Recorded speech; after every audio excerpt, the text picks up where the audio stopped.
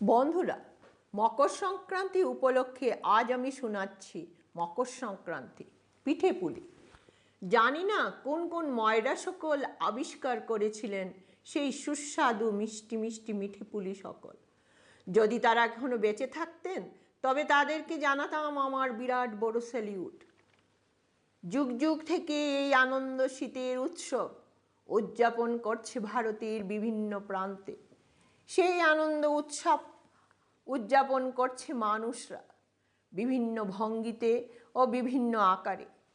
কোনো প্রান্তে বানাচ্ছে লরি, আবার কোনো প্রান্তে বানাচ্ছে পোঙ্গল, আবার কোনো কোনো প্রান্তে বানাচ্ছে সংক্রান্তি।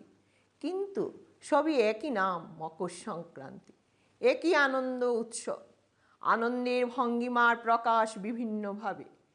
সেই সুন্দর মধুময় উৎসব হয় ভারতের চতুর্দিকে। পূর্ব পশ্চিম উত্তর দক্ষিণ কোনো দিকেই বাদ তার নেই। কোনো দিকে আনন্দ করছে ঘুড়ি উড়িয়ে, আবার কোনো দিকে আনন্দ করছে লরির গান দিয়ে, আবার কোনো কোনো দিকে আনন্দ উপভোগ করছে মিষ্টি মধুর রসের পিঠে পুলি খেয়ে। নাচছে খাচ্ছে আনন্দ করছে, এটাই তো জীবন। দীর্ঘ বর্ষা ঋতুর পর যখন আমাদের দেশের মাঠে ঘাটে নূতন ফসল, নূতন ধান, নতুন শস্য, নূতন আনাজে মাঠের পর মাঠ সকল ফুলে ফলে প্রস্ফুটিত হয়ে বিকশিত করে দেয়, তখন সবুজ হয়ে শস্য শ্যামলা হয়ে উঠে মাঠ, ফসলে ভরপুর হয়ে যায় জমির পর জমি। তখন কৃষকরা আনন্দে উৎফুল্ল হয়ে উঠে, চারিদিকে ভরে যায় খুশির আনন্দ। সেই আনন্দ উৎসবের আনন্দেতে মেতে উঠে নরনারী প্রত্যেকেই। সেখানে কোনো জাতি ধর্ম উচ্চ নীচ ধনী দরিদ্র ভেদাভেদ নেই। পরম ঈশ্বরের কাছে সকলেই সমান, সকলেই আনন্দের অংশীদার।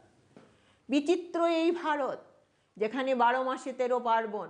তাই বলি, হে প্রকৃতির দেবতা, তুমি প্রতি বৎসর যেন এইভাবে মাঠে মাঠে ফুলে ফলে ভরে সুজলাং সুফলাং করে দিও। আর আমরা মানুষরা এই সব ফসল দিয়ে মিষ্ট মিষ্ট সুস্বাদু খাদ্য বস্তু বানিয়ে আনন্দ উৎসবে মেতে উঠতে পারি। এই প্রার্থনা, হে সর্বশক্তিমান প্রকৃতির দেবতা, তুমি যেন এইভাবে প্রতি বৎসর এসে দিক দিগন্তের মানুষদেরকে আনন্দে মাতিয়ে তুলো। সাবস্ক্রাইব করবেন, অবশ্যই লাইক বাটনটা টিপবেন, সাবস্ক্রিপশন ফ্রি। নমস্কার রইল সবার জন্য।